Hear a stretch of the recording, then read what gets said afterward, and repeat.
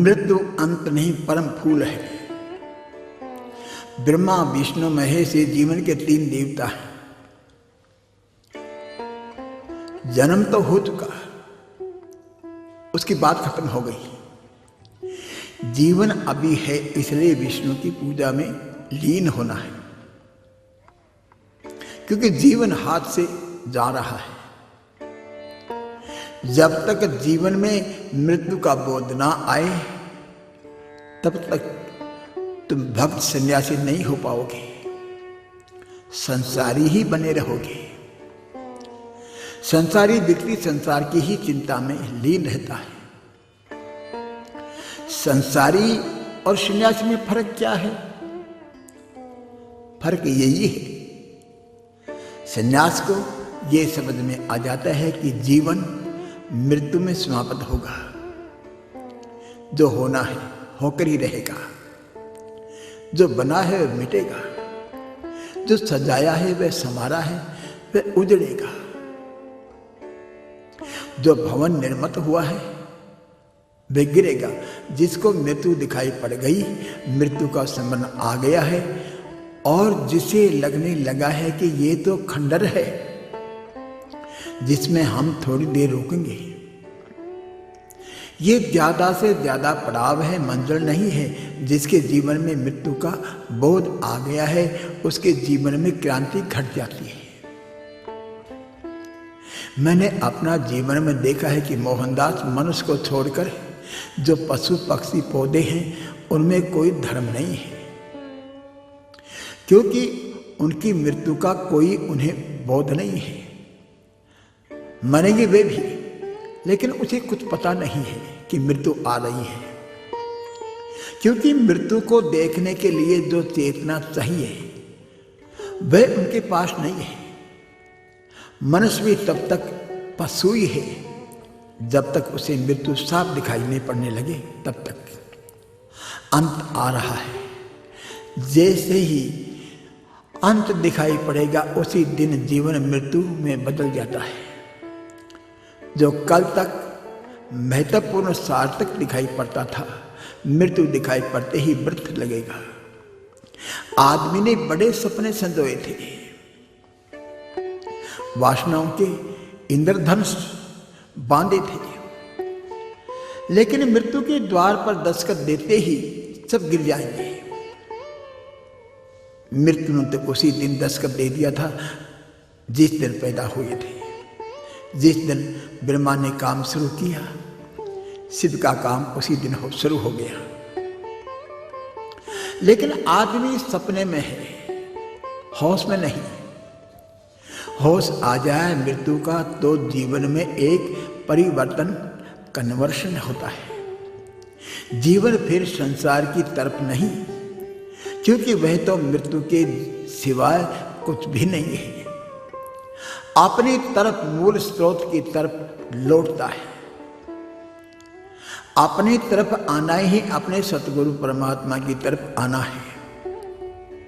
जिसने मृत्यु को जान लिया, फिर उसे मृत्यु अपने सतगुरु परमात्मा का स्मरण दिलाती है, और फिर मृत्यु भय नहीं, अपने प्रेमी के मिलने का द्वार लगेगी। आदमी बहुत बार मर कर जन्मता है, लेकिन मृत्यु को भूल जाता है। मृत्यु को याद करो, मृत्यु को जीवन का केंद्र तत्व बना लो, क्योंकि जीवन में और कुछ भी तो नहीं निश्चित है। एक मृत्यु ही सिर्फ निश्चित है, उस निश्चित को ही केंद्र तत्व बना लो। उस निश्चित के आधार पर है। अगर जीवन की यात्रा करोगे तो तुम पाओगे कि तुम अनेक से 3 की तरफ आने लगे हो, और जो 3 के पास आ गया है उसका एक सतगुरु परमात्मा ही अपने इच्छा अनुसार उन 3 की भी संचालित करता है। आदमी कुछ भी करे, पाप या पुण्य, इच्छा या अच्छा या बुरा, पास जाओ या दूर रहो, भटको या बारिक पकड़ो, एक बात याद रखनी है, आदमी उसकी सीमा के बाहर नहीं जा सकता। अगर ये याद बनी रहे तो पाप पुण्य से भी बाहर आने के उपाय हैं, क्योंकि इसी याद के सहारे वह वापस बाहर आ सकता है। इस याद का अर्थ ही इतना है कि कर्ता मैं नहीं हूं, कर्ता वो पारब्रह्म परमात्मा काला अतीत है, वो सब कुछ कर सकता है। मैं तो सिर्फ उपकरण हूं, निमित्त हूं, एक माध्यम हूं। वह जो करवा रहा है मैं कर रहा हूं, मेरा किया कुछ भी तो नहीं होता। फिर जीवन में मैं अहंकार क्यों अकड़ आती है आदमी के अंदर, ये समझ में नहीं आती। धागा उस परमात्मा के हाथ में है, आदमी तो कठपुतली है। फिर ये मैं कहां से आ गई? जिसके अंदर मैं आ गई वो अहंकारी है। वही जन्म जीवन देता है और लेता है, तो फिर मैं क्यों घमंड करूं?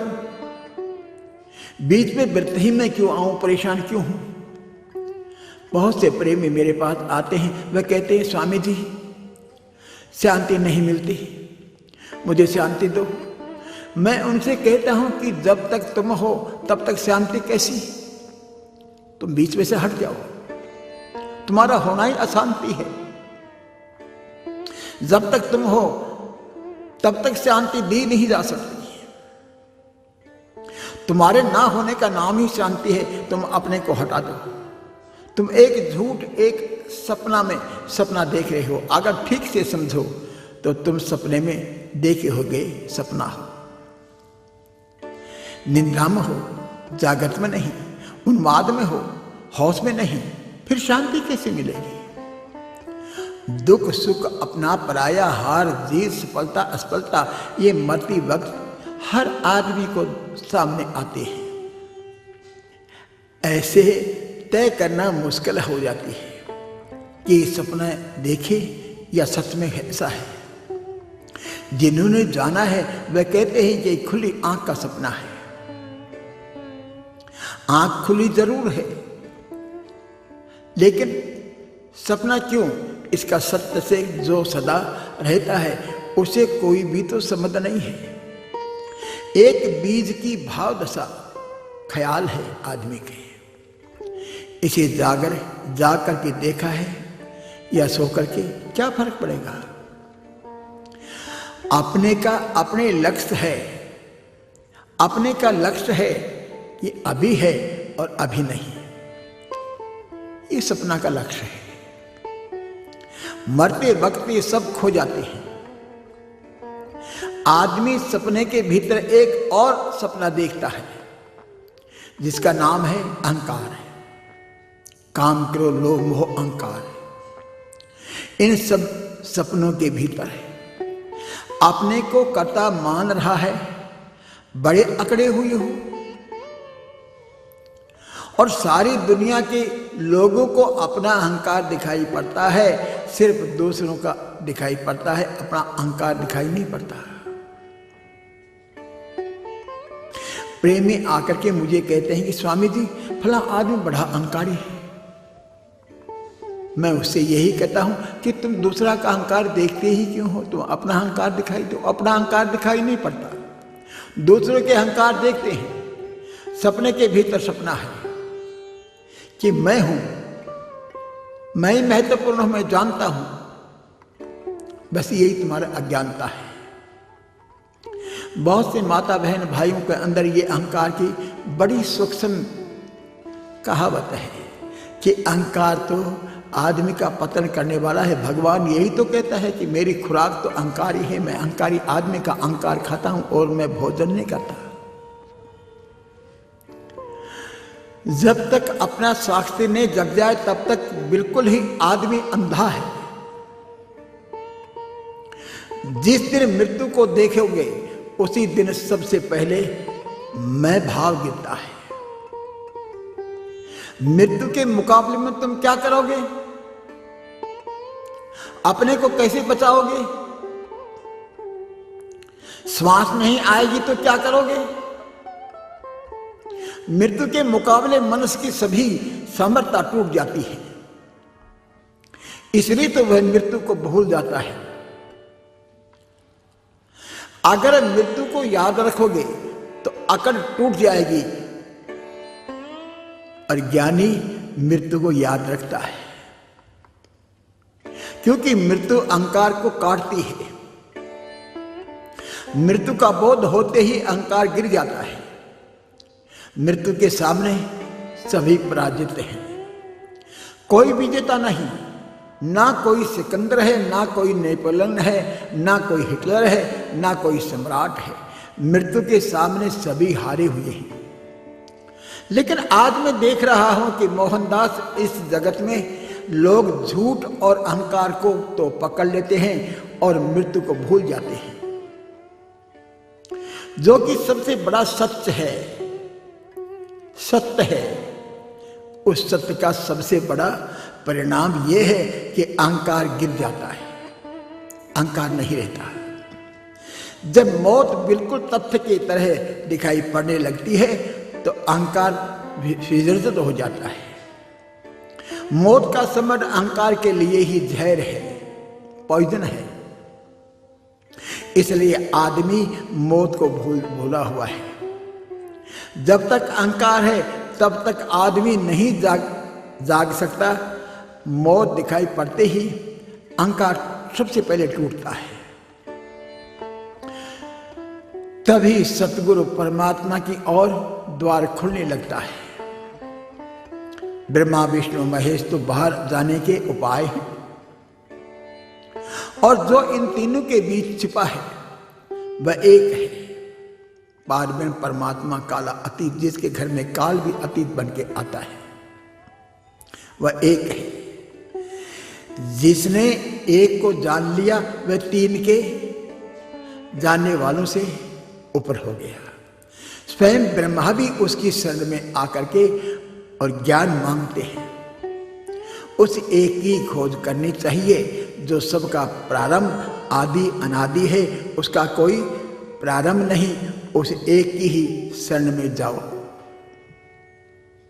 उस एक सतगुरु परमात्मा का जो कुछ भी है वह सत्य है, उसका उत्सव है, शेष उत्सव है।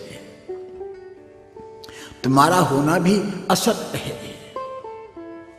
जब तक तुम्हें अपने जीवन में जो परम सत्य मृत्यु है उसका बोध न हो जाए तब तक अहंकार से मुक्त नहीं हो सकोगे। मृत्यु सुस्वागतम नहीं, भयभीत करेगी।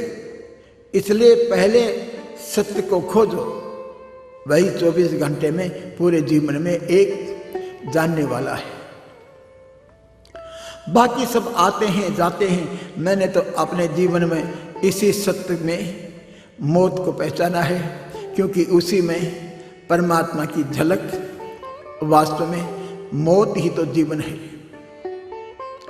यदि साक्षी भीतर सज जाए तो जीवन एक नरक में नहीं, उत्सव में, नृत्य की थरकन में जिया जा सकता है। क्योंकि जो मौत को देख लेता है वही बच जाता है, जिनने कभी मौत को देखा ही नहीं वही मरता है। मैंने अपना जीवन में यही तो अनुभव किया है कि मोहनदास, मृत्यु अंत नहीं परम फूल है। मृत्यु तो जीवन की परम अवस्था है। मृत्यु में हम कुछ भी तो नहीं खोते। इस तरफ द्वार खुलता है, इस तरफ द्वार बंद होता है, उस तरफ द्वार खुलता है। ज्ञानी नाचता गाता हुआ जाता है, अज्ञानी रोता हुआ, चिल्लाता हुआ, गड़गड़ाता हुआ यमदूतों के साथ अपने ही कारण से जाता है। कोई यम नहीं है। भैंसे पर सवार होकर के कोई भी तो यम नहीं लेने आते। आदमी का भय ही तो उसका यम है। अगर आदमी अभय हो जाए तो परमात्मा खुद अपनी बाहें पसार करके आता है। जैसे ही कोई व्यक्ति जा करके जीता है, पाता है, वह फूल खिलेंगे जो कभी नहीं मुरझाते। वे पक्षियों के गीत सदा ही गूंजते रहते हैं। वह शाश्वत सौंदर्य है। ऐसा मृत्यु का अनुभव होगा। इसलिए मृत्यु कसौटी है। आदमी कैसे मरता है इससे पता चलता है कि आदमी कैसे जिया। अगर परिफुल्लता से शांत अनुभूत होता हुआ अहोभाव से मरता है तो सारा जीवन कीमती मालूम पड़ता है। यही पूर्ण आहुति है। अगर आदमी रोता चिल्लाता गिड़गिड़ाता हुआ जाता है तो जीवन एक संताप नरक बन जाता है। लेकिन जो व्यक्ति मनन सिमरन चिंतन ध्यान की स्थिति से मरता है उसके भीतर कोई भय नहीं होता। जिन जीवन को जा करके देखा है उसका भय चला जाता है।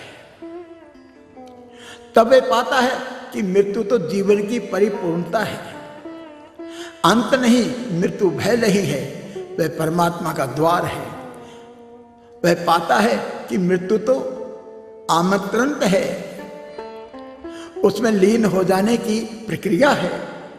फिर वे ना घबराता है, ना कांपता है, ना रोता है, ना चिल्लाता है। तब है आनंद मंगल उत्सव परम सौंदर्य में प्रवेश करता है। उसकी स्थिति ऐसी है जैसे कोई प्रेमी से मिलने जा रहा हो। फूल खिल जाए, बसंत आ गया, वृक्ष पर बड़ा गीतों का कल कल नाद बज रहा हो। जिस दिन मरे उस दिन उसके होठों पर शब्द थे, वे बड़े कीमती मालूम पड़ते हैं।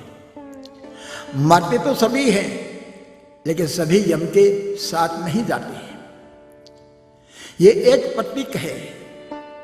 कभी कभी कोई सौभाग्यशाली होता है जो सिमरण पूर्वक मरता है, उसे फिर यम के साथ नहीं जाना पड़ता। यम का अर्थ है भय। जब आदमी बेहोशी में मरता है, जिसकी जिंदगी बेहोशी में बीती है,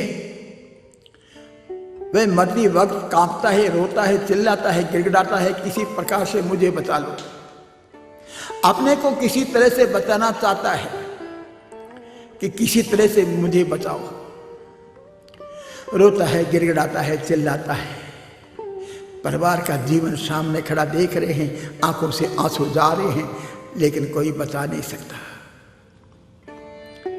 जो ये यम है, सारे भय की दशा है।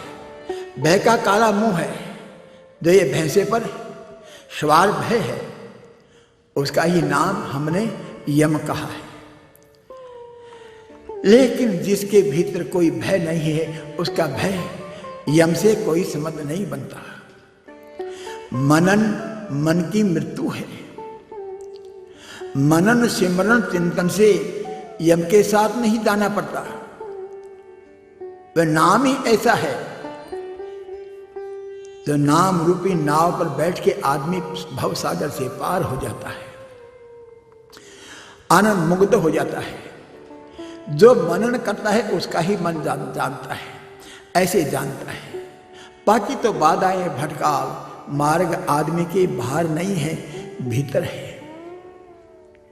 बाधाओं को मिटाने का एक ही उपाय है कि तुम भीतर जाग जाओ। 1000 बाधाओं को एक एक करके मिटाओगे तो कभी सफल नहीं हो पाओगे, हारोगे। सभी बाधाएं खो जाती हैं। एक एक बाधाओं से कैसे जीतोगे? कितने चोर, धोखेबाज, लुटेरे, हत्यारे, कितने सांप बिच्छू जिनमें जहर भरा है, क्या पता अंधेरे में क्या छुपा है। अगर एक एक भय से निपटोगे और एक एक भय की कोशिश की तो तुम हारोगे। जीतने का एक ही उपाय है कि तुम अपने घर में दिया जला लो। एक दिए के जलने से सारे भय अंधकार समाप्त हो जाते हैं। घर प्रकाश से भर जाता है। फिर जो भी देखना है देख लेना। सच तो यह है कि अंधेरे घर में ही चोर लुटेरे आकर्षित होते हैं। घर में दिया जलता हो तो चोर उस घर से बच करके ही निकलते हैं। जिस घर पर कोई पहरादार नहीं है उस घर में चोर लुटेरे डाकू हत्यारे उस तरफ आते हैं।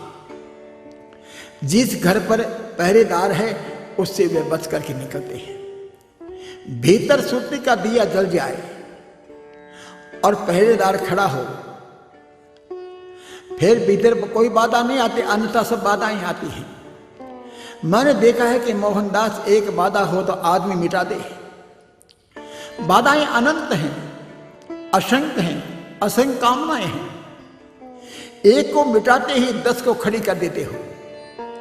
अगर ऐसे ही एक एक से उलझते रहे तो कभी नहीं पार पा सकोगे।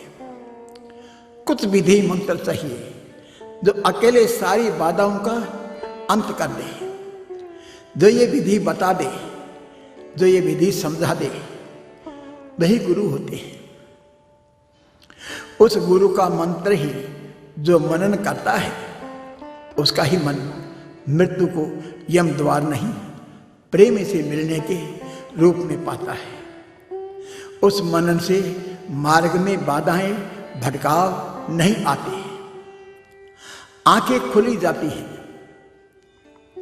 आंख खुल जाती है, क्योंकि बाधाएं तुम खुद ही खड़ी कर लेते हो। कोई तुम्हारा शत्रु नहीं है जिसे हटा दिया जाए, तुम अपने शत्रु खुद ही हो। कारण उलझे हुए, उस शत्रु के कारण से तुम उलझे हुए हो। कितना ही संभल करके चलो, नई बाधाएं खड़ी करते रहोगे, क्या फर्क पड़ता है। दुनिया में नियंत्रण संयम रखने वाले असंख्य लोग हैं।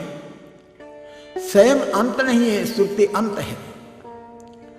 संयम का मतलब है कि अपने को संभाल कर चलते रहो कि कहीं भटक ना जाए। भटकने के सुर डरता रहता है, क्योंकि उसके भीतर तो असंयम उबल रहा है। ये मत समझ लेना कि सरकार 21 तोपों की छोड़ती है, आकाश से फूल बरसते हैं। इस प्रतिष्ठा से कोई संबंध नहीं है। जो दूसरों पर निर्भर करती है वे क्या खाक प्रतिष्ठा है। एक और भी भीतर प्रतिष्ठा है जो आंतरिक गरिमा की है, वही प्रतिष्ठा सा विदा होता है। जिसको मृत्यु परमात्मा का मिलन मालूम होती है, वह आनंद आहो भाव से जीवन को धन्यवाद देता हुआ चारों तरफ अनुग्रह के भाव से वो विदा होता है।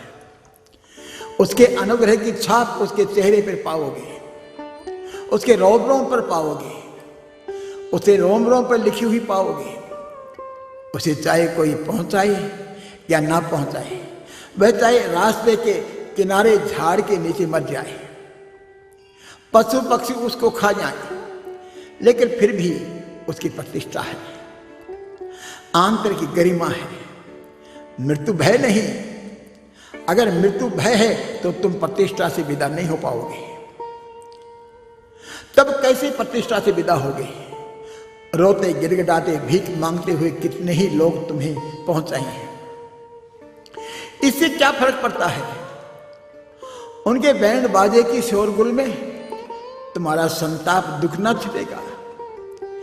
आकाश से बरसते हुए रंग बिरंगे पुष्पों के नीचे तुम्हारी सड़ी हुई गंध ना छुपेगी। उनकी गरजती हुई तोपों की आवाज के भीतर तुम्हारे भीतर का संताप भय नहीं छिपेगा। तुम्हारी मौत भी अप्रतिष्ठा रहेगी। जब कोई सिमरन चिंतन मनन के साथ विदा होता है तो आत्मा प्रतिष्ठा से एक भीतर अहोभाव सम्मानित होता है, धन्यवाद देता हुआ विदा होता है। जब कोई व्यक्ति भीतर जाग जाता है, भीतर श्रुति आती है, जहां से एक नाम का आनंद हद नाद शुरू होता है, वहीं से आदमी का भय की मृत्यु के पश्चात नहीं, चेतना का जन्म होता है। उसी दिन तुम्हारा अपने सतगुरु से सत्य संबंध सिद्ध होगा और उनके साथ जुड़ जाओगे। फिर मृत्यु एक भय नहीं, अंत नहीं, एक नई चेतना का आविर्भाव परम फूल प्रतिष्ठा मालूम पड़ती है। ऐसे ही परमात्मा ने अपने भक्तों के वास्ते अनंत प्रकार के मार्गदर्शन दिया है। तो मृत्यु से घबराना नहीं है। इसलिए मौत एक जीवन है। मौत ही तो आदमी का जीवन की दिशा देती है। इतना ही कहता हुआ आज का अपना शब्द में विश्राम करता हूँ। ओम शांति शांति शांति। ओम शांति शांति शांति। ओम शांति शांति शांति।